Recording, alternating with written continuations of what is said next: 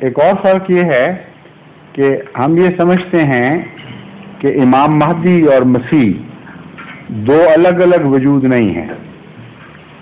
عام مسلمانوں کو یہ غلطی لگی ہے، وہ سمجھتے ہیں کہ پہلا عیسیٰ زندہ آسمان پہ بیٹھا ہوا ہے اور وہ آسمان سے اترے گا کسی وقت اسی جسم سمیت۔ جماعت احمدیہ کہتی ہے کہ وہ فوت ہو چکے ہیں، اس کا نام کسی کو دیا جانا تھا، اس لیے امام مہدی اور مسیح کو الگ الگ وجود نہیں سمجھتے بلکہ ایک شخص کے دو خطاب سمجھتے ہیں۔ اور اپنی دلیل میں حضرت رسول اکرم صلی اللہ علیہ وآلہ وسلم کی یہ حدیث پیش کرتے ہیں جو ابن ماجہ صحیح ستہ میں سے ہے، اس میں درج ہے۔